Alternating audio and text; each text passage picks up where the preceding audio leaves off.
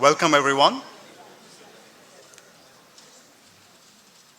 So I'm very excited to be here today to have this panel discussion and to see some clips from the forthcoming movie, The Man Who Knew Infinity. I'm Soundararajan. I'm a professor in the math department here, and I'm also the director of the Stanford Mathematics Research Center.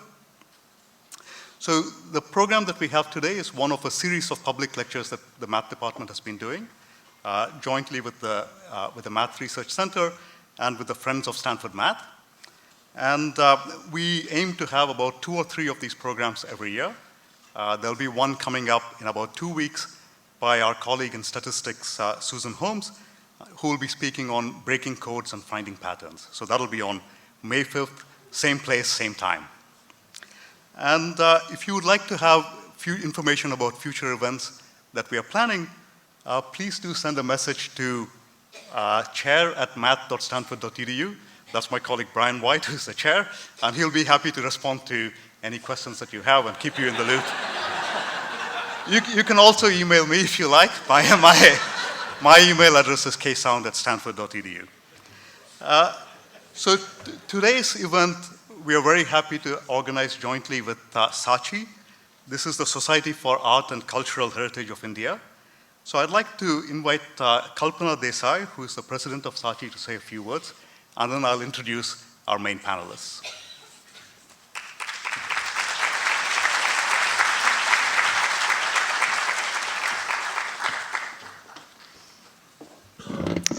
Thank you, Kannan. Oh, this is an event that we've really been waiting for with great anticipation, and what a turnout. Thanks to all of you for such a great, it's really fantastic to see this turnout. I represent a Bay Area organization called Saatchi, which is the Society for Art and Cultural Heritage of India. And really, it has been a special honor to work with the Stanford Math Department on today's event, about to unfold, through a magnificent partnership. And our special thanks to Professor Brian White, chair of the Stanford Math Department, for his spontaneous willingness to collaborate with Saatchi on such a major event, and for his most enthusiastic support. Thank you, Brian. Professor, special thanks. There are a few people who have really worked very hard towards this event. And Professor Brian Conrad, who couldn't be here today, was involved every step of the way in the planning effort. And thank you to Professor Kannan Soundararajan for serving as a Stanford host scholar today, whom you have already met. But the person who has been working behind the scenes, holding the thread on this event so nothing gets overlooked, is Erin Nalligan. She has put her heart and soul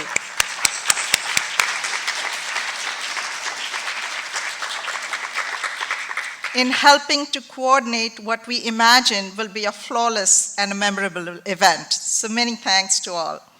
I would also like to welcome all our distinguished guests tonight.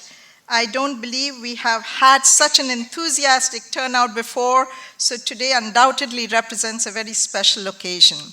And on behalf of Saatchi and Stanford, we'd like to extend a special welcome to the Consul General and Ambassador of India, Mr. Venkateshan Ashok and Mrs. Usha Ashok, to this Ramanujan evening.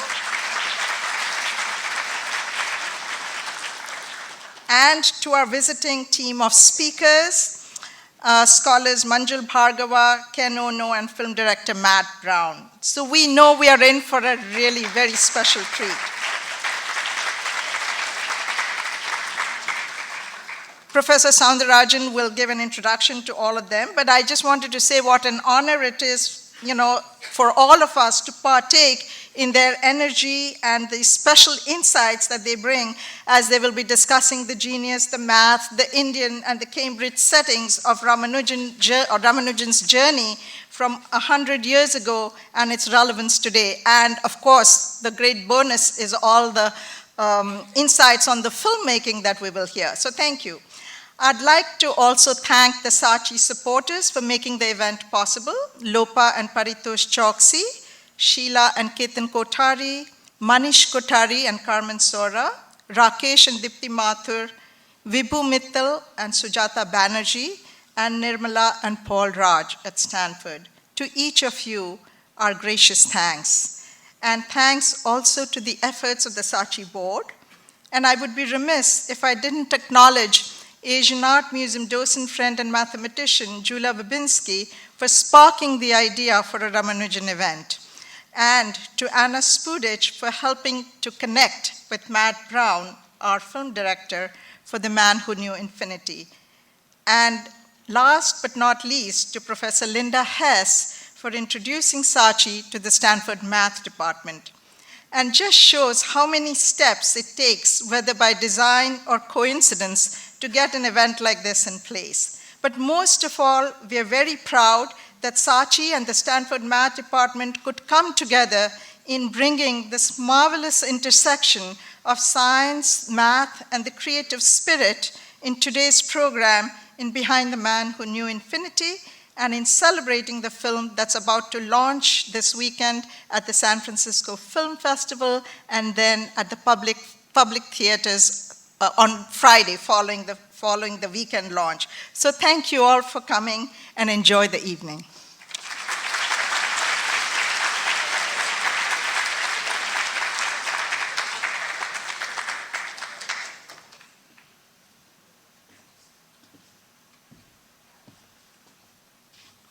So before I introduce our panelists today, I just want to say a few remarks.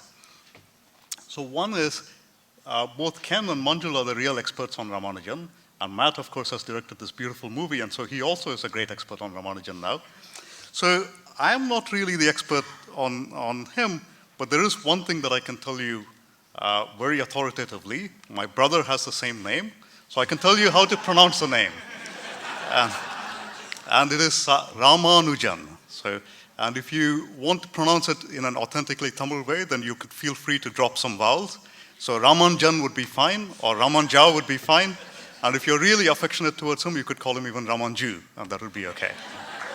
So now, Ramanujan had a big impact on my life as well. So in 1987, which was the centenary of Ramanujan's birth, I was in middle school. And there were a number of conferences in India around that time, around the Ramanujan centenary, and certainly the awareness of mathematics at that time really helped me in getting inspired and thinking about that as a possible future career.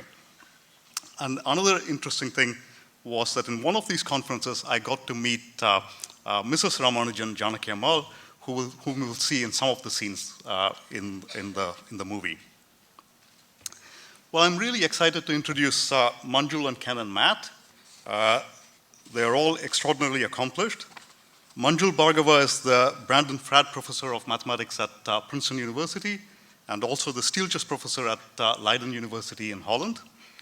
He's won a number of awards. I don't want to mention all of them here. One of them is the Ramanujan Prize, which I also got with him in 2005. He got the Fields Medal in 2014, which is the highest honor a mathematician can get.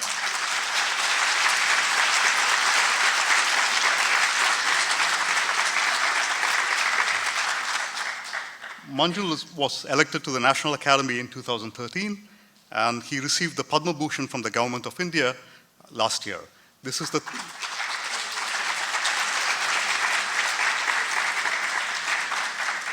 So for those of you who may not know what this is the third highest civilian honor that you can get as an Indian. So it's pretty high.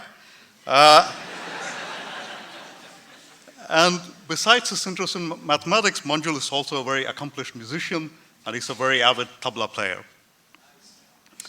So Ken Ono is the Asa Griggs Candler Professor at Emory University. He received the PCASE, the Presidential Early Career Award for Scientists and Engineers from Bill Clinton in 2000. He's won the Packard Fellowship and the Guggenheim Fellowship. He's an extraordinary mentor of students everywhere at the graduate level and at the undergraduate level. He won the NSF Director's Distinguished Teaching Scholar Award. Ken is also an athlete, not a mathlete, an athlete. He's been racing bikes since he was a kid, and most recently he's been participating in triathlons for Team USA. Ken has also written a book on Ramanujan, so in addition to this movie, it's different. His book is called My Search for Ramanujan, or How I Learned to Count. It's a very poignant account on Ramanujan's influence on Ken's life, not just professionally, but also personally, and I highly recommend the book to you.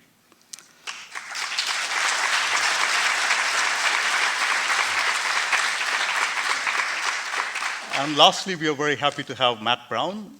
This has been a real labor of love for him. He's worked off and on this movie project for about 10 years. He's the screenplay writer and the director and also a producer for the movie. So he's been involved in all parts of this, of making this picture. He's been involved in writing screenplays for many top directors. He's worked on other projects like London Town and also a biopic on Ian Fleming of James Bond series. So it's quite a range from Ramanujan to James Bond as well. So please join me in welcoming all three of them to the stage.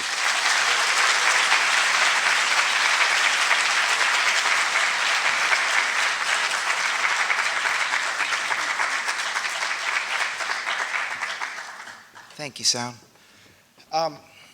Thank you, Kalpana. Thank you, Anna Spudic, for bringing me here tonight with these wonderful people. This is kind of a homecoming of sorts for some people who are involved in this film. Our producer, Ed Pressman, is an alumni of Stanford, and his son, who's here tonight, Sam Pressman, over here, who's also been very involved in the production. I've also have my father here tonight, which is very exciting, David Brown and Deb Blacker. So this is really wonderful, and to also I'm often asked the inspiration for this film, and it came from my Aunt Judy, and she is here tonight. So,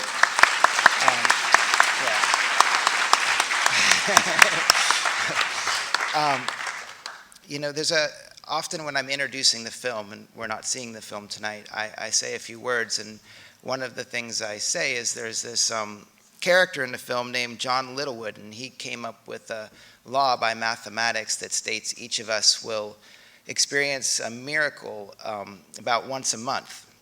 And after about 12 years of trying to get this film made, to be here with you tonight, it's the culmination of many, many such miracles.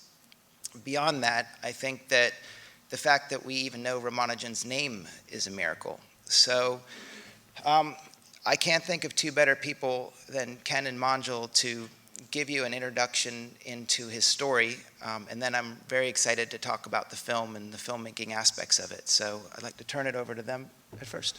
So, I'll come back up. Well, thank you very much. It's such a great honor to share the stage with people like Matt and Ken and Sound. Thanks so much to Sachi and the Department of Mathematics for giving us this opportunity. We're so excited and to be able to share this experience of filmmaking with you. About this great Indian mathematician, Ramanujan, who really influenced Ken and me tremendously in the work that we do. But beyond that, he had an incredible life story, and this film is allowing us to finally tell that story to the world, and mathematicians the world over, but especially us, are just extremely excited about that. So we thought, Ken and I thought we'd tag team, try to tell you a little bit about Ramanujan's life story and his mathematics, and then we'll bring up Ken and Sound and discuss some aspects of how his life and his mathematics were brought to the screen. So many of you, of course, may have known about Ramanujan from this best-selling biography about him called The Man Who Knew Infinity. So it's written by Robert Kanigel, who's there on the right. Ken and I both read this book when we were young, and it was one of our inspirations to get into mathematics, and in particular, the mathematics that Ramanujan does. And this is the first place where the world really got to know about him beyond the mathematical world. So this was a really beautiful book. I highly recommend it if you hadn't read it before. And it was our dream, so many mathematicians dream, that this story maybe get to the screen as a film. And that dream, after many, many years, has finally come true. The movie is based on the book, The Man Who Knew Infinity, so it has the same name. It stars Dev Patel, who does a fantastic portrayal of Ramanujan. That's a picture of Dev Patel there, in case you didn't know. Slumdog Millionaire fame. So Ramanujan was born in South India in the late 1800s, in 1887, in a town near Palayam in Tamil Nadu, in southern India. He grew up in Kumbakonam, which is a very culturally rich center, known for its arts and its music. And in fact, Ramanujan grew up in a very musical home. His mother was a Carnatic classical singer. And so he grew up hearing the mathematical intricacies of Carnatic rhythms and Carnatic melodies, and that was a big part of his upbringing. And he did a lot of his mathematics listening to those intricate rhythms and melodies of Carnatic music when he was doing his mathematics. And that's something I really relate to, since I also do a lot of my mathematics while playing drums of the classical Indian tradition. It might not surprise you that he was an outstanding student. He won many academic awards. He earned a scholarship to college. But the mathematics that was going on in school wasn't really a challenge for him. Most of the mathematics he did was on his own. He explored mathematics on his own. He would prove lots of theorems on his own, even starting in his early teens and even earlier. In particular, he discovered much of trigonometry as a 13-year-old by himself. And then he went on to school later, a few years later, and he was disappointed to find out that people already knew this subject. And this is something that happened to him many times in his life. He discovered entire fields only to find out that people already knew that field.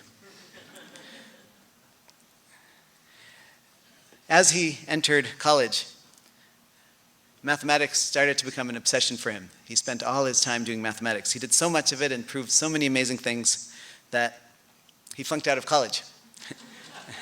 Twice. Well, that gave him more time to do mathematics. And he used to spend many hours in his temple lobby, his local temple lobby, listening to the Tevil drums of the Carnatic classical tradition as he did his mathematics there in the lobby. He also worked on mathematics a lot in his home. I should have mentioned that Ramanujan really grew up in pretty serious poverty. His family lived in one room, 6 people in one room. We often talk about at the universities we're at, people often complain, oh, I have to share an office.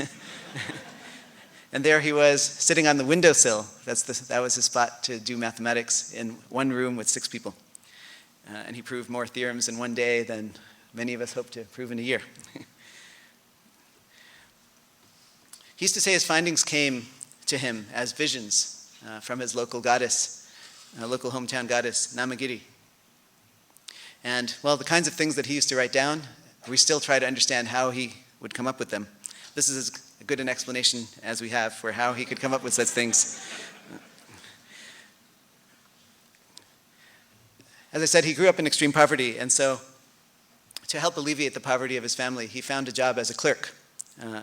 And so he did clerical work during the day, and then all other hours were spent doing mathematics.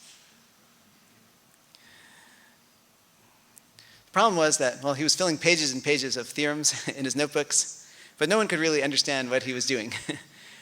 No one could really understand what he was doing was so important. Even the local mathematicians, they could not understand the high level at which he was working. And so his family and his friends, who really did believe in him, lots of the local mathematicians and scientists, they thought he was a little crazy, looking at his notebooks when they couldn't understand anything, but his family and friends were very supportive, and they encouraged him to try and find someone outside the local area that could maybe understand what he's doing. And so he wrote letters to mathematicians all over the world, all over India, but all over the world, to some of the best mathematicians. And, well, most people get his letter and throw it straight in the garbage, because the content, well, I'll share some of the content with you in a second. The initial content of the letter would make people think, well, he must be crazy. There's one exception to that, which was G.H. Hardy, one of the great number theorists at the time at Trinity College in Cambridge University. And he's one person who, he writes that he almost threw out the letter as well. But then he saw something that made him decide to keep it and look a little further. So let me share some of the initial sentences of this letter with you, just so you can relate to some of those mathematicians who didn't do what Hardy did. He says, "I beg to introduce myself to you as a clerk." Okay, that line already will cause many people to throw it straight in the garbage. But if you got past that, I have had no university education.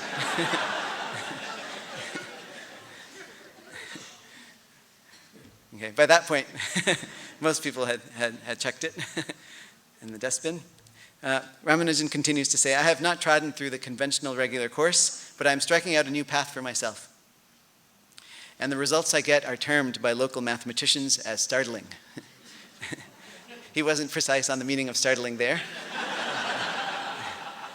which is a good thing. So this is G.H. Hardy on the left, and he's played by Jeremy Irons, who's pictured there on the right. That's quite a remarkable resemblance. We always talk about how this generation of mathematicians, they're always going to view G.H. Hardy as being Jeremy Irons on the right there. So what was it when Hardy received this letter? Why did he not throw it in the garbage? Well, he saw some things that he recognized that he could prove. And then he would go a couple lines later, and there were things that he could not fathom how anyone could come up with those things, let alone prove them. And so we'd like to share with you a few of the things that Hardy saw that made him keep the letter. Maybe you can. Yeah. Right. Wonderful. Hi, I'm Ken. This is where Butch Cassidy and the Sundance Kid. It's really fun for us to do these events. So, what was in this letter? Well, Ramanujan wrote in this letter, it was a 9-page letter, there are 7 pages of formulas. And there are very few words on those 7 pages of formulas, so we'll just choose a few special formulas. In this letter, one of the first formulas you'll find is that, well, Ramanujan knew how to sum up the positive integers, 1 plus 2 plus 3, so on, off to infinity. And not only did he know how to sum it up, it turned out to not be a big number. In fact, it even turned out to be a negative number. Ramanujan claimed that the sum of all the positive integers is negative 1/12. Okay, so most of you, well, we're at Stanford, so that's a special place. So there are probably many of you who know that there is deeper meaning behind why the sum of the positive integers is allowed to be a number like minus 1/12. But still, that takes a major subject. So what is it that Ramanujan had done on his own, despite the fact that he had very little understanding of modern mathematics?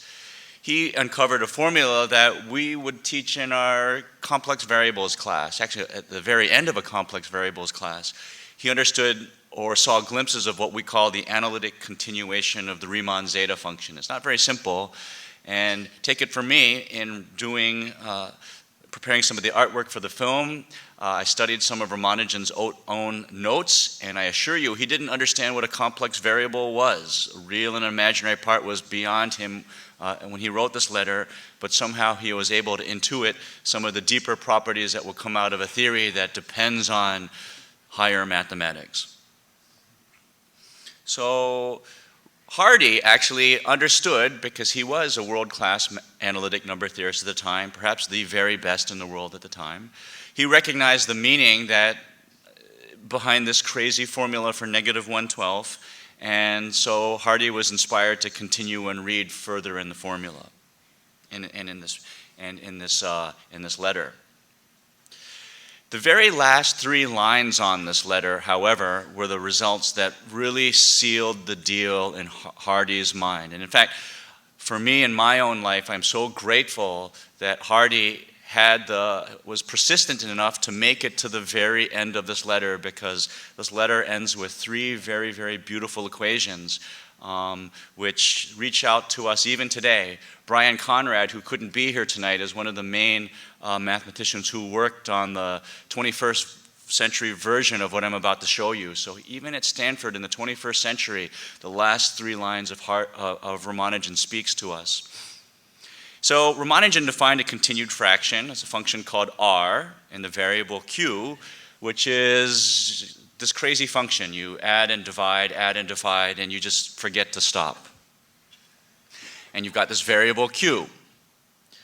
Now, let's forget about the q for a moment and pretend that q equals the number 1. If you were to substitute in 1 for q everywhere, I could very quickly explain to you how you would evaluate it. It's a very beautiful calculation.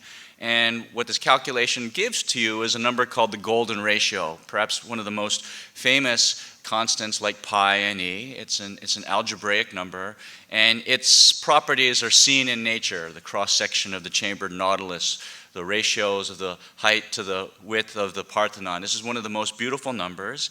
And it turns out if you let q be 1, r of 1 is basically this number. If you add 1, you get this number. And at the turn of the century, 19th to the 20th century, nobody in the world knew how to evaluate this function r for any number other than basically letting q equal to 1. That was an open problem. In fact, it was so open that it would have been audacious to even suggest that you could evaluate this function at any other number. So Hardy knew that, Littlewood knew that, everybody knew this was a hard problem. And how did Ramanujan end his first letter to Hardy? By saying, by the way, instead of letting q be 1, let's let q be e to the minus 2 pi. So this is the e, transcendental. This is the pi that's transcendental. Let's mix them up at the same time. Forget 1, let's plug in e to the minus 2 pi. And what you get is on the right a number which is very closely related to the golden ratio. How in the world did Ramanujan know how to go from 1 to something involving e and pi and get back something that you could actually write down? This was before the day and age of computers. This is not something you could numerically test and try to guess. He had a different method. And he ended his letter with, and you'll see this in some of the film clips. You won't see these formulas, but this is what the formulas are about. You'll see that he ends his letter by saying, and by the way, Professor Hardy, but I want to say make it very clear, Ramanujan was very humble. I beg to introduce myself to you. Here was a very confident man who at the same time was very humble. And he ends with this audacious claim that says, and by the way, I can evaluate your function r at e to the minus pi root n for any rational number n, when the reality was that nobody on the planet could evaluate at any one of those points, much less every one of those points. By the way, evaluating this at every positive rational n was not done until the work of Brian Conrad and his graduate student Bryden Case. And Brian Conrad is the one who helped arrange the event tonight on behalf of the math department. He's a famous guy. All right. So how did Hardy respond? You'll see this in the film clips. These formulas floored Hardy. These formulas defeated me completely. I'd never seen anything in a least like this before. They could only be written down by a mathematician of the highest class. They must be true because no one would have the imagination to invent them.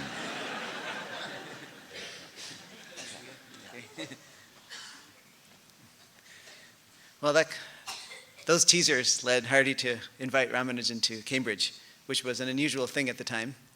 Well, first of all, you never really invited Indians to Trinity College, Cambridge during those colonial times, but let alone an uneducated Indian to ask him to come to Trinity College, Cambridge. He got a lot of backlash, but he was a big, important person. He managed to get this through. And Ramanujan also had a lot of trouble coming over. It was an unusual thing for an Indian to cross the seas from that area of the world and come to imperialist Britain. But he did.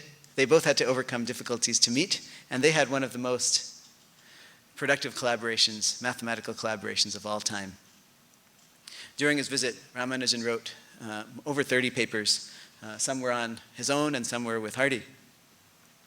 And many of these papers transformed the areas of mathematics that they were writing about. I mean, really, in ways that we're still feeling today and building upon in our work and in works of mathematicians around the world. So mathematically, those 5 years of collaboration were incredible for both Hardy and Ramanujan. But for Ramanujan, it was a real difficulty outside mathematics. Coming as an uneducated Indian to Trinity College, he had to overcome severe racism. When he was there, World War I started. Well, he grew up in South India. We can relate to that, well, he likes spicy food. He liked spicy food. He was vegetarian. No one had ever heard of a vegetarian in Britain at the time. So he was having severe trouble getting food. And World War I started, which meant that he couldn't even go home and try to recover from the malnutrition that he was facing and then come back. He couldn't bring his wife over because of World War I. So he was kind of stuck there in isolation. Lots of the university had left because of World War I. And so he was stuck there in isolation, not being able to eat, being severely malnourished, and overcoming racism. So it was a very, very difficult time for him for that reason. But despite all these hardships, for his truly field-changing work, he was elected Fellow of the Royal Society, which was the greatest honor a mathematician could really achieve at that time. It was very difficult for him to be elected as an Indian because it's a Fellow of the English Royal Society. There had never been, he was the first Indian elected for doing science. And he was elected at such a young age. It's a real credit to the Royal Society that they elected him based on his merits as an Indian and as someone of such a young age who had just done tremendous things in such a short period. He was also elected shortly thereafter Fellow of Trinity College, the first Indian to achieve that honor. So those 5 years were great. Once World War I was over, he was just severely malnourished. He fell very ill. And when World War I was over, he returned home, where he died 1 year later at the age of 32. At the age of 32, that was when he was really hitting his stride. He finally knew what the world knew. He didn't have to rediscover entire areas of mathematics, and he was doing new things those last 2 years. All mathematicians talk about how different mathematics would be if he lived to a normal age, because he was just transforming mathematics each day. But even in those few years that he did work and gave us his notes, we are still continuing to work on them. Even today, but just imagine if he had lived to a normal age, how even more different mathematics would be. He continued to produce mind-blowing mathematics even on his deathbed in that last year that he was in India, and some of which we'll mention a little later. That's transforming mathematics and physics. So what can we learn from Ramanujan? Well, first, there are two things that we feel we can learn. One is his mathematical legacy. He's left us a lot of mathematics that's led to a number of Fields medals, a proof of Fermat's last theorem. His ideas really went into a lot of great mathematics of the 20th century and is continuing to do so. So that's the mathematical legacy, but there's a greater legacy that is one of the big messages of the film as well. The broader legacy is that, well, talent can really be found anywhere in the most uncompromising circumstances, regardless of background, regardless of economic status.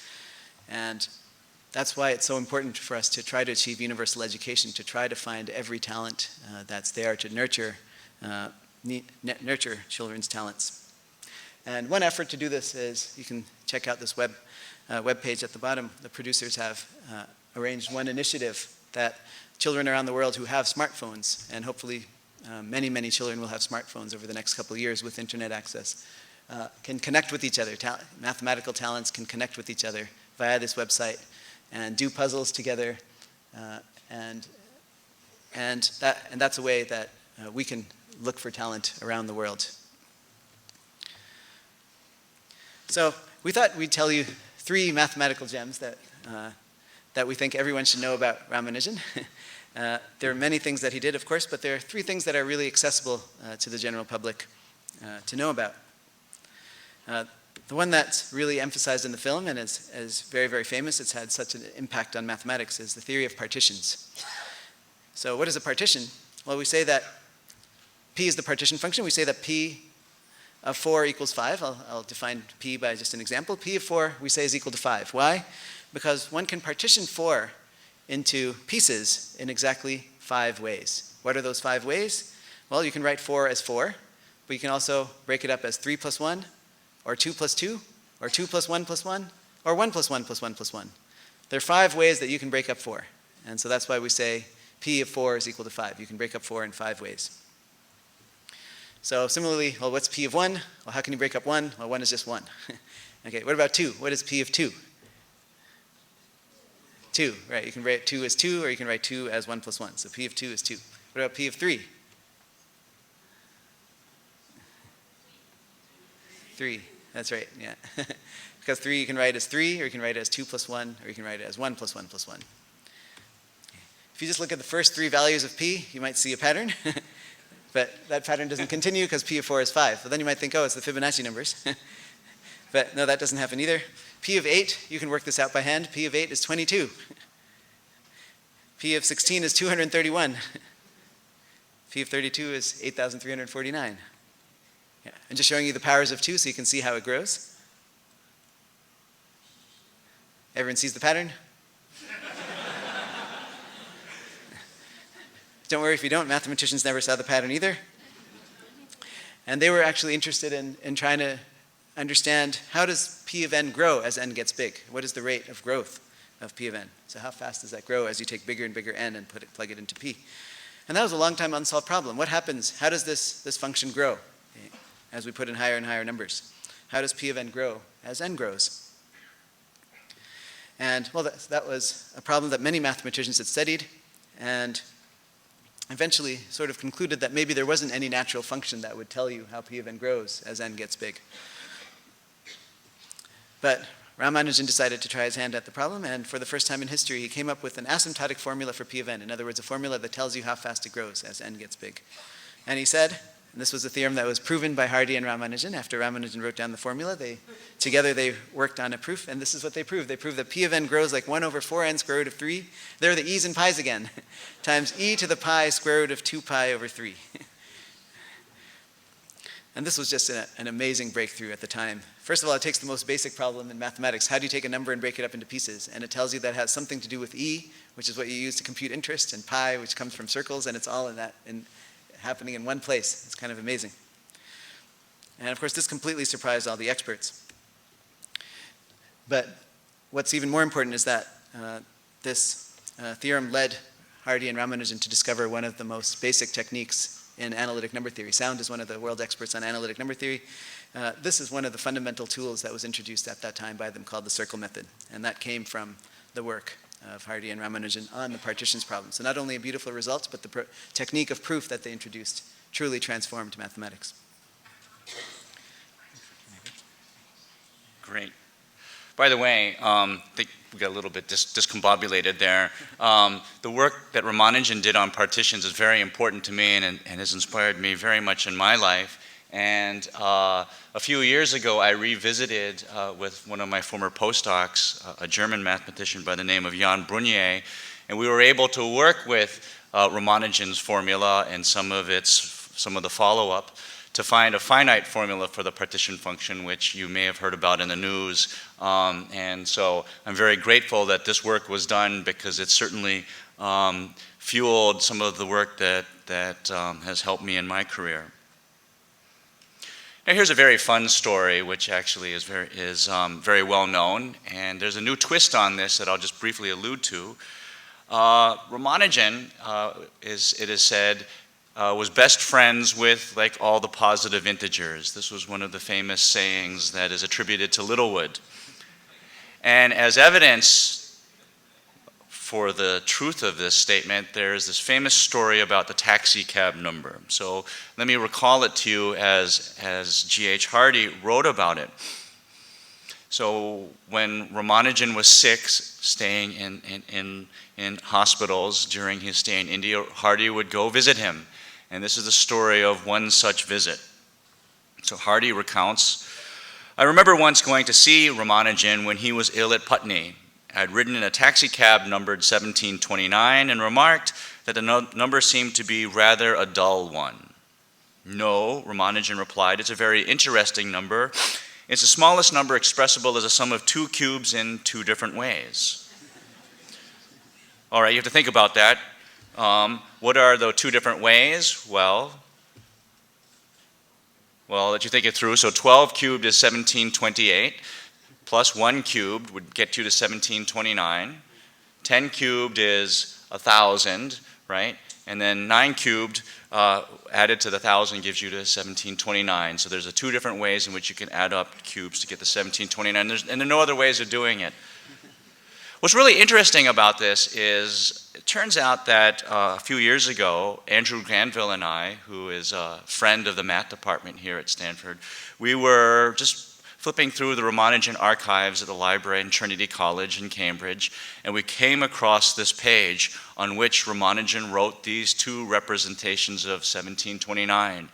And we were floored, because it's not that Ramanujan had just known this fact, he had developed a complete theory. And what he had done is he had found infinitely many near misses to Fermat's last theorem. He found three functions whose coefficient you could call a of n, b of n, and c of n, and he proved that, well, a of n cubed plus b of n cubed equals c of n cubed plus -1 to the n. So if there hadn't been this -1 to the n, Fermat's last theorem would be false for the exponent 3, and he found the most ingenious method for finding these near misses. And what it turns out is that he had sort of anticipated the structure of what we call K3 surfaces, which are driving much of modern mathematics and mathematical physics. And that's really what underlies this very famous anecdote about a number, one single number. It's actually very, very deep. So I guess the last gem we want to speak about is, and Manjul alluded to this earlier, is that Ramanujan continued to work on mathematics from his deathbed. After he returned to India, he was very ill. He continued to work on his mathematics, and he wrote one last letter to Hardy in that last year, 3 months before he died. I have to say that I'm so grateful that he wrote this letter. The physics department also here at Stanford is very grateful that he wrote this letter. Professor Shamit Kakru and I were part of a large cohort of mathematicians and physicists who are studying black holes and quantum gravity and string theory, largely because Ramanujan has provided us tools that make some of these explorations possible.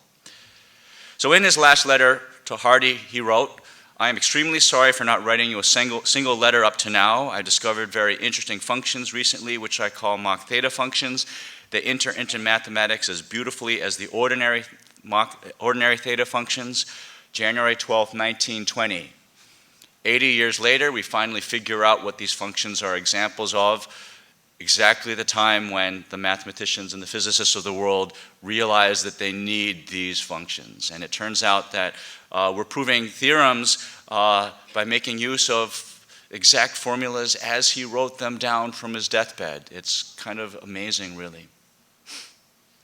Here are the first 3 pages of this letter. It's hard to make this out, but I assure you that from these 4 or 5 pages, there's quite a bit of frantic activity at places like Harvard, Princeton, Stanford, and Chicago, and all of us who are working in this area of mathematics.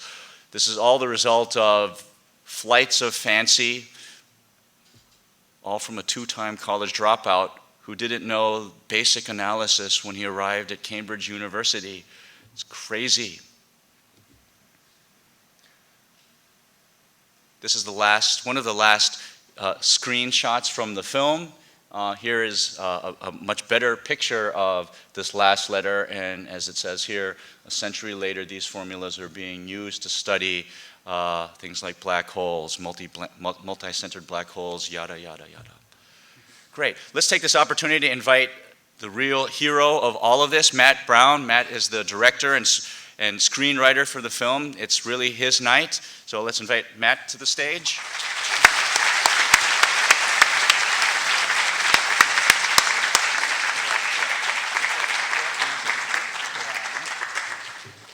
Say it. These guys are so wonderful. It's something I've learned. I don't know how many of you are mathematicians in the audience. I certainly wasn't. But one of the things I've come to understand is that these guys are artists in their own right and pure mathematicians. It's unbelievable. So, and that they can let us into understanding a little bit of how their minds work, and Ramanujan's genius is wonderful, and it's helped me a great deal in trying to make a film to let other people that are not mathematicians into it. So I guess we'll play a clip and then we can talk about it a little bit. If we get the lights.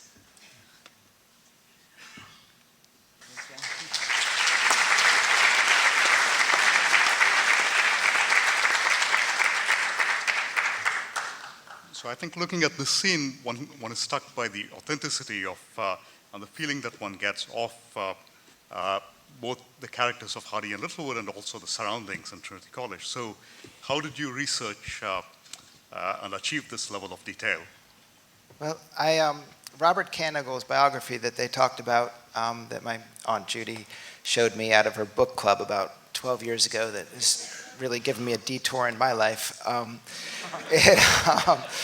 It's an incredible biography.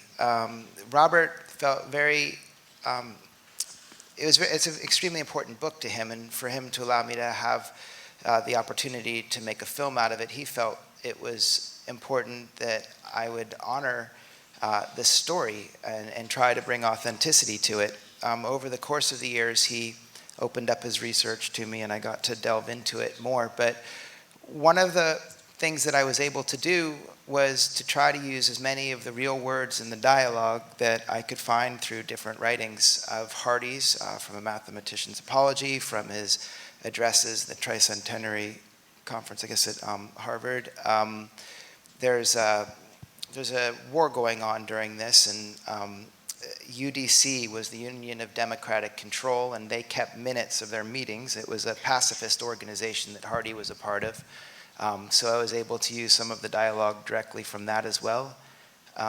So it was very important to try to do right by the mathematics in this film and to not shy away from it and to incorporate it and to make it something that a layman could try to understand. I didn't want to just have flashing images of formulas, you know, like a TV, I don't know, spy movie or something, I don't know. So it was something that I had to try to grasp, and then I had to, and try to understand philosophically and then make that available to a layman. I also had a whole cultural aspect of the film that we tried to do right by as well, which was a real challenge.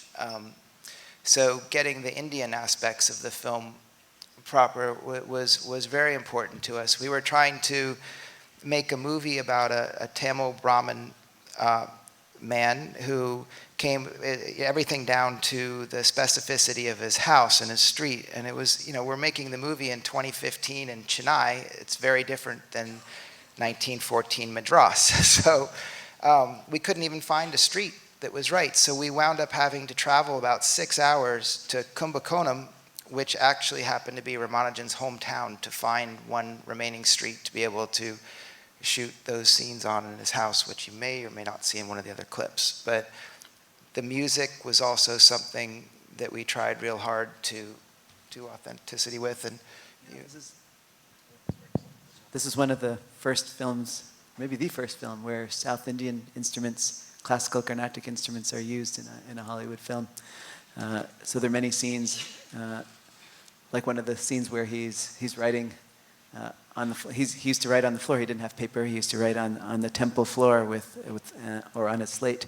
And there's a scene where the background music is played with the veena and tanpura and temple bells, the very, very authentic feel of the kind of music that he would have been listening in that area at the time.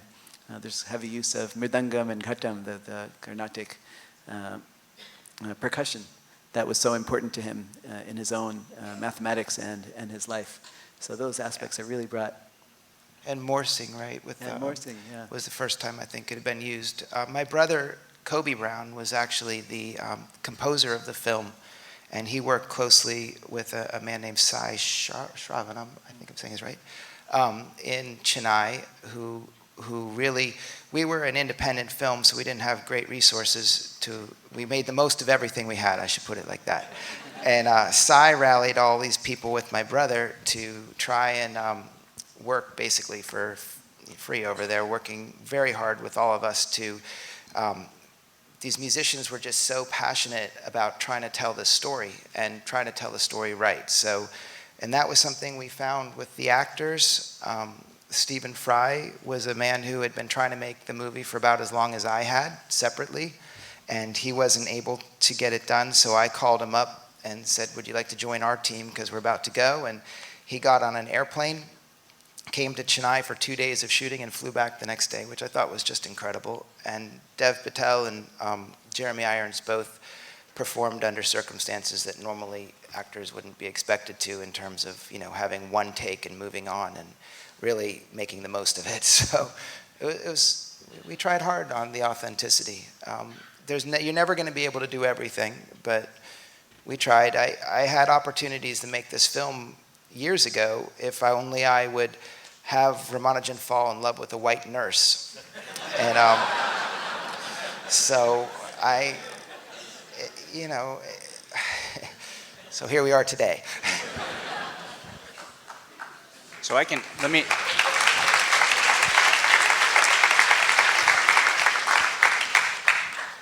So I have no experience with films apart from watching films. So it's the last 2 years have been the time of my life to work with Matt on this lovely film. I think it's very important to us in mathematics. It gets the math right. And I really want to say that again, but kind of prove what I meant. So not only is the music and the dress and the surroundings absolutely authentic, it turns out that even the mathematical props, the notebooks, the papers, you could open any page of those notebooks and it would be correct. It's not like they got one page right just for the filming. We had an art department. We even had a woman whose job was to master Ramanujan's handwriting, busily writing notebooks and letters. And so, I mean, I was very impressed with this attention to detail. I was blessed by again, it was the passion of everybody who wanted to tell this story to the world and getting it out. Ken, my father is up at the university. He lives near Harvard, and he knows a lot of mathematicians up there. And he always said, Ken, would you like me to introduce you to a bunch? And I was like, no, let's just hold off until we're really sure we're going to go, because the passion is overwhelming, and I didn't want them all emailing me 12 times a day. I finally opened up the floodgates when we knew we were going to go, and Ken was one of the first to respond. And he got on an airplane about 3 days later and came and met me in England, dropped everything because of how much this meant to him, and literally worked with Luciana Righi, who's our production designer, one of the greatest in the world, and worked very closely helping us get all of that right, and helping me also, because it's one thing to write a screenplay, it's another thing. So when Littlewood's pointing at a formula, it's really the right formula. Or for that matter, when the actors are trying to say their lines, that they can trust what they're saying. They can trust me as the director, they can trust the lines, and they can have that comfort level. And I think that also brings authenticity to it. Yeah, well, this is really the first time that a biopic about a scientist has really been the accurate story. Often audiences go and they see based on a true story and they assume that everything that's going on is correct. When in fact, that's never really happened before. This is the first time when we see based on a true story at the beginning, it's really happening. One of my colleagues, John Nash, there was a movie made about him, of course, A Beautiful Mind, that was filmed at Princeton. And we used to ask him how he liked the movie. And he said he thought it was a great movie. And then we asked him what he thought about the movie being about him. And he says, oh, well, it's not really about me. It's a movie about somebody who had some events in his life that were somewhat similar to some events in mine. And that's really typical of the science biopics that have been made before. And it's really a testament to Matt's dedication to authenticity and to his integrity that he really worked hard to make it the true story, even if it meant taking longer. But he wanted to get everything right. One other thing that we want to say as mathematicians, that he really understood us as mathematicians. Usually when you see mathematicians in movies, they're usually one-dimensional characters that are sometimes usually a little crazy and they're not normally portrayed as humans. And this is the first time that you see their... This is the first time that you really see a human, the mathematicians as humans. And not just that, the mathematicians are portrayed doing their mathematics the way they view it. Mathematicians really do their work as an art, as a pursuit of beauty, as a pursuit of elegance. And that aspect of mathematics has never been brought into film before. And that's something that this film really does. Maybe, we can show that clip. One has to do the three-finger thing. Littlewood. Mathematics as a pursuit of beauty. I don't know how the sound guy did it. I mean, it's like...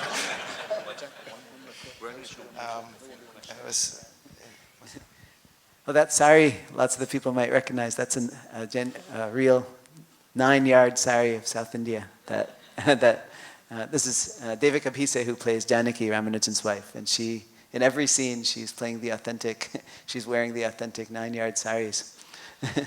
We actually got a letter from one of the relatives recently who was related to her and said it meant so much to them because they felt like it was done accurately. So that was nice. But yeah, sure. I don't know how to do that though. We need you. Okay.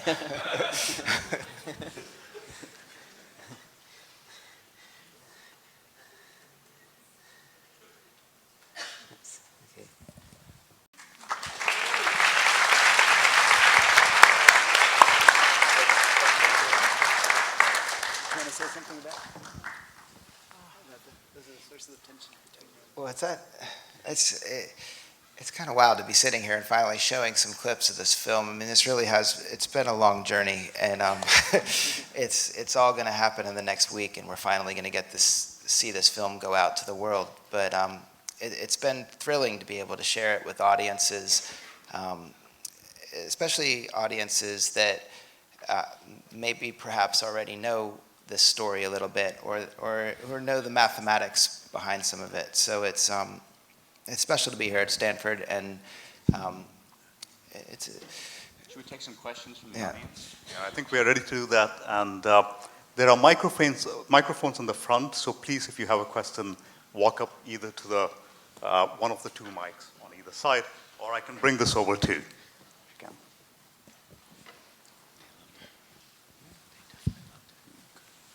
Hello, can you hear me? Yeah. Okay.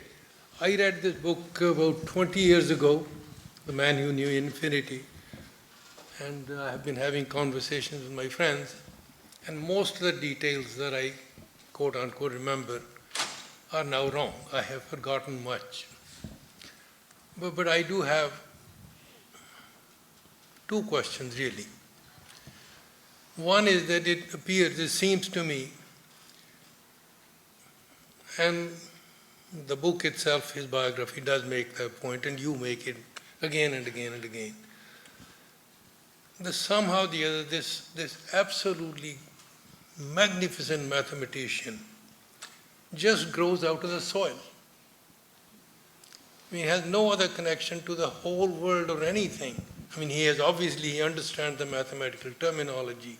He's writing in the language, and notebooks after notebooks. I mean, enormous quantity of work he does. Now, it seems like something that marvelous to grow out of nothing. Is there another parallel in the history of mathematics? That's my one question. The other question related. Does his work at all, as far as we know, as far as you know, does it borrow from the Indian mathematical tradition at all? Thank you. Great. So we have two questions there. I'll leave the second question to my Indian colleagues here. The first question it's a brilliant question. It's one of the many reasons why I think this film is important. There are a lot of scientists in the room, and I'm sure they will all agree that science usually proceeds by the work of thousands, slowly molding and making contributions to very specialized areas of physics or mathematics, chemistry, so on and so forth. What we have here in Ramanujan is very different. He's not one of the thousands that are slowly adding to an area of work. He's someone who anticipated work in areas long before their time. He's an example of one of those very, very few fireballs that come along that propel areas forward. And all of us as university professors have to believe, and all scientists have to believe, that people like this exist. We have to believe in them to have faith that science will move forward. Had there been other Ramanujans? Well, you can be an excellent mathematician in many, many different ways, right? Ramanujan is unique in many ways, but certainly as a fireball, he is one of a small, distinguished group of scientists. What's important in this film, though, is that, well, as university professors, we want to see some of these people in our classes. Where do they come from? And, well, I wrote a book about this. So Manjul will talk to you about universal education, that we all have to believe in that. And I think in Ramanujan, we need to find ways to cultivate the outliers, the kids that are bored in school, the kids that we don't even know about because they're undiscovered. And I think that's one of the important messages in this film, that we recognize that such people need to be discovered and then need to be offered help. Everyone needs help in their lives. Had there been no Hardy, none of us would, honestly, actually, maybe none of us would be here on stage.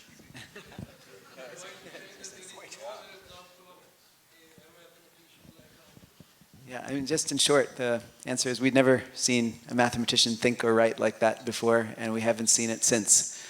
He had a way of thinking about mathematics that we've just never seen, and we still don't really understand. We're still working on many of the things that he wrote down, trying to understand how he came up with them and what they mean. And every few weeks or every couple months, we understand one more line or one more part of a line that sometimes just transforms that little area of mathematics that equation was about.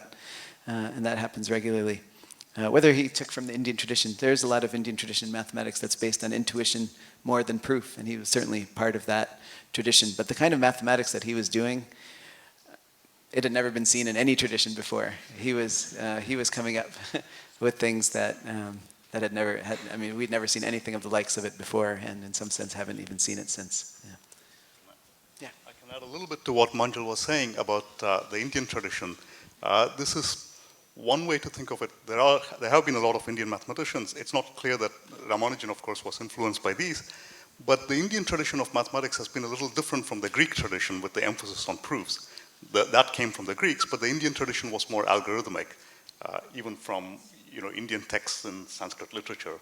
And so in that sense, maybe Ramanujan's work was not motivated by proofs as much as being able to give algorithms to compute any number of things. And so that could be very broadly thought of as an Indian tradition. Thank you for organizing this event. As a science writer and scientist, I'm really excited to see the movie. I was wondering so you've talked about Ramanujan's legacy. I was wondering if any of you could comment on, say more about how he's perceived by mathematicians and scientists in his day. Like he was an outsider and an Indian. How was he perceived by his new colleagues, I guess you could say? They can probably speak better to this than I am, but I have one thing I remembered, which was that Hardy said that he was a 20, is that correct? A 25, and he put Littlewood at a 30, and he put Hilbert at an 80, and Ramanujan at 100. So. Now, shortly after Ramanujan died, you probably agree with me, Ramanujan's style of mathematics fell out of favor for probably many decades, right? A lot of his formulas could be viewed as some kind of classical analysis. Now, I'd say in the last 20 or 30 years, maybe even going back 40 years, his mathematics has become front and center. The proof of Fermat's last theorem depends on theories that were conjectured by mathematicians after they saw his formulas. Deligne won the Fields Medal for proving a general theorem which implied one of Ramanujan's formulas, and now you're hearing that black holes depend. I mean, what could be more? It's hard to believe that everything I'm telling you is true, but this is all the mathematics that lives in 2 or 3 notebooks. That's a great legacy. It's like a Hollywood movie. Well, it's funny because, ironically, I was never very comfortable with the postscript in the film, and there was a lot of pressure to explain how it's applied and what it can do. Did it cure cancer? Did it, it affects string theory? And it does all these things, but what fascinated it doesn't really, but what fascinated me about them was learning about pure mathematicians and the artistry of that, and that was enough. And it was really tragic at the time. Littlewood had to go off to war and use mathematics to help solve ballistics at the time, and these were pacifists. So I was really moved by the fact, I actually had to cut a line in the scene you just saw. Hardy says to Ramanujan, Littlewood's having to go off to war, something to that effect, and he says, we are pure mathematicians, and I hope our math is never used for anything. I hope we're absolutely useless. And Ramanujan says, useless? And I said, absolutely. And it was one of those things that I remember I got a little bit of flack about, because you can't, why make a movie about the guy if he's useless? But he's an artist, They both were artists. So it's amazing that this mathematics has any applied function, because that's not why they did it, I don't think. I love that line, by the way. Thank you. I think there's a question here. Thank you. What a great story. Thank you so much. My question is, they had mathematics as a common language, but everything else was different. They came from different backgrounds, different languages, different accent, different culture. How did they communicate with each other? They couldn't, and that was the tragedy of the story, and it's what drew me to making this film. I mean, that's why I made the film. I'm not a mathematician, and I've come to respect and love that aspect of the film, but at the heart of this, you got a man who, an equation has no meaning unless it expresses a thought of God, and then you have the person who takes him in as a cause. He was always finding big causes, Hardy was, in his life, and Ramanujan became a cause, and Hardy is an atheist, and they had nothing in common, and there's so much drama in that for a writer and for a filmmaker to try to work around. But this film, I was originally drawn to it by the isolation in the story. My brother was going through some terrible cancer, and I was a caretaker, and I related to that isolation. My brother has subsequently got better, and he did the music for the movie, which was pretty incredible. But he, as things grew for me, I realized that this story was about the cost that comes when people wait out of fear to connect. And that was sort of my mantra as a filmmaker. And this story is about two humans having to see one another and find a way to connect. And that was part of the breakthrough, even in the mathematics. So I think it's an incredible human story at its core, and that was at the heart of it. And I think it also resonates to a little bit about what Manjul's saying about the need for universal education and this idea that talent can be found anywhere. And I think today, more than maybe even when I first came across this story, I think there's a real need for openness so that we can recognize genius and be open to it. Mr. Brown, I wanted to congratulate you on pulling this off after 12 years. It's an enormous project and obviously extremely challenging. Congratulations on just getting it done. Extraordinary thing. Thank you very much. I wanted to ask about what seems to me essentially a dramatic problem that you must have faced and grappled with in creating the screenplay, particularly, I should think, for the film. The most striking fact about Ramanujan, really viewing his life as a whole, the most striking thing about him undoubtedly is, like every really great artist, he was unbelievably obsessed. The unbelievably intense occupation with his work is probably the leading feature of his life. I mean, you read Kanigle's book, he's very eloquent on this. Enormous number of hours that Ramanujan spent struggling privately, scribbling on his slate, erasing it over and over again, thousands and thousands of intricate calculations, on and on. Well, it's not very dramatic. I mean, it's not the sort of thing that you can really show viewers in a 2-hour film and persuade them, of something really extraordinary going on. It's very internal. And yet, it has a profound effect on character. And if you sort of elide that, right, and simply show him having sort of extraordinary magical breakthroughs, it just occurred to me, right? There's a certain dishonesty in it and a certain implausibility about it. And that's a delicate thing. I mean, obviously you have dramatic obligations to the viewers and then also sort of ethical obligations to the man himself and the influences that forged him. How do you square the circle? Well, well, you'll have to see the movie. I will. No, I mean, I'm a writer. That's my art form. That's what I do. And I love it. And I found a human story within this that I think every single one of us, I could probably, if we sat down together, I could write a story about you. You know, I could find the drama in it, and I could find a way to tell a story. That's what I am. I'm a storyteller. And I didn't have to try that hard on this one. I mean, literally, it's an unbelievable story. So in terms of the nuance and the delicacies of all of that, I mean, I did my best to tell it in a way that was authentic and hopefully dramatic and resonates. And it's been a film that I've seen audiences connect with in a really profound way, which has been very rewarding for me. So that's the payoff, is to see people feel something and have that breakthrough. I mean, when I say the cost that comes when people wait out of fear to connect, I truly hope when people finish the film, they'll turn to the person next to them and you know, get off their butts in their life. That, you know, and yeah. Thank you very much. This man has a box of partitions, by the way. I met him earlier tonight. Yeah. Absolutely, you might like them. Yeah. Sure.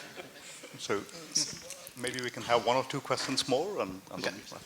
There was a play in early 2000s written by Queen's College professor called Ira Hotman called Partitions. It was about Ramanujan and Hardy, and it had goddess Namagiri and Ferma as characters in it. Were you aware of that? And does the film also have that kind of magical realist tendencies? It's funny that, you know, I was casting Devika Bize to play Janaki, and I think the thing that won me over was that she had played Namagiri in the play, for real, about 6 years earlier at Johns Hopkins University, where my father went to school. And I was like, this is too weird. This is meant to be. So I was very much aware of it, and I read it, and it's a great play. So maybe one last question. I have a comment and a question. The comment is that hearing you talk about making the movie and your penchant for historical accuracy and bringing out the, if I may use the term, artist in the mathematician, I'm reminded of a movie many years ago, some in the audience might remember, Amadeus, which was based on a play by Peter Schaeffer and Mozart's life. I hope your movie will be as successful. I will need Namagiri's blessing for that. The question I have is directed to the mathematicians. Is there a prevailing view among mathematicians that if Ramanujan had been trained in the classical sense, would the outcome have been better, about the same, or worse? That's a very good question. I'm glad we never actually have to face that question. So let's face it. If he had been trained as an ordinary Western mathematician, we wouldn't have these notebooks, right? He wouldn't be off in his own mind coming up with beautiful formulas, because he would be trying to solve problems and conjectures that his teachers and mentors would share with him. And in this case, I think we would probably be much worse off. I personally would probably be a bicycle mechanic. So I would be much worse off. So Hardy actually went back and forth on that. I think initially he had the same reaction that Ken just said, that Ramanujan would have been much worse off if he had been trained as a mathematician. But later he reevaluated that. There are certainly some things which Ramanujan would have benefited from. I mean, this was not a person who deserved to be kicked out of college, right? So that part was certainly unfortunate. And as Hardy said, he certainly deserved an education which he would have benefited a lot from. The trick is always to figure out how not to be stuck in the same ways of thinking that one can very much get used to, and to foster the extraordinary creativity that he had. Some people, including people in the audience here or on the panel here, are very well able to do that. And it's not clear to me why Ramanujan also would not have been able to do that, to combine both a rigorous training and also have his creativity. Yeah, he wouldn't have had to spend so many months, years of his life re-deriving so much of mathematics that was already known. So that would have been a better use of his time had he known that those things are already known, and he could have built on those. So, yeah, so there, you can see both sides. There are many things he might not have come up with, but he did spend a lot of time re-deriving known mathematics because he didn't have access to a formal education. And so it might have been a better use of his time had he had some education, but still been able to go off in his own mind with those creative flights of fancy that he had. Both are necessary. That's the balance that we have to try to achieve in our schools, actually. Yeah. So Manjul says that he's taken a couple of years off in his schooling, like he took 3rd grade off and 12th grade off. So you can have your schooling and just take some years off, and that would be better than not having schooling at all, I think. Well, thank you very much, and it's a pleasure to thank the panelists.